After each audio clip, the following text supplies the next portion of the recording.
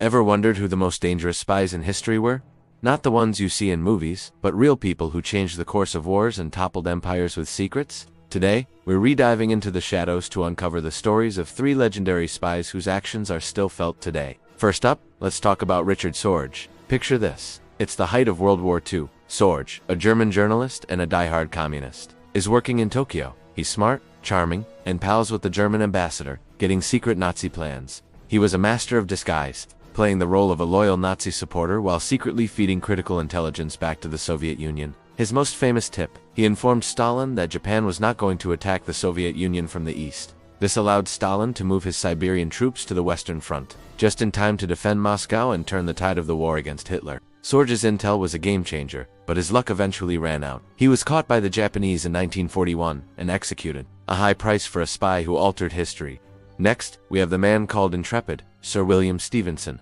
He was a Canadian millionaire, a World War I flying ace, and the man Winston Churchill sent to the United States before they even entered the war. His mission? To create a massive British intelligence operation right under the nose of a neutral America. Stephenson set up a secret headquarters in Rockefeller Center in New York City. From there, he ran a network that forged documents, intercepted mail, and spread propaganda to push American public opinion towards joining the war. He even trained American intelligence officers, laying the groundwork for what would eventually become the CIA. Stevenson's influence was so immense that he was one of the real-life inspirations for James Bond. He wasn't just a spy. He was a spy master who built an empire of espionage from scratch.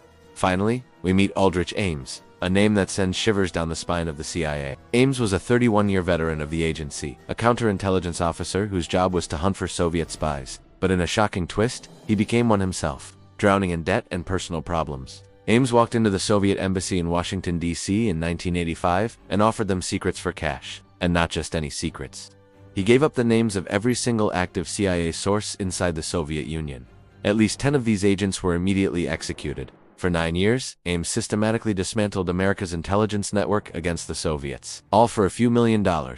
He was finally caught in 1994, not by brilliant spycraft, but by simple financial analysis. They noticed he was spending way more money than a CIA salary could afford. His betrayal is considered one of the worst intelligence disasters in U.S. history. From the ideological conviction of Sorge to the grand strategy of Stephenson and the cold, hard greed of Ames, these stories show us the real power of intelligence. It's a world of high stakes, where a single piece of information can be more powerful than an army.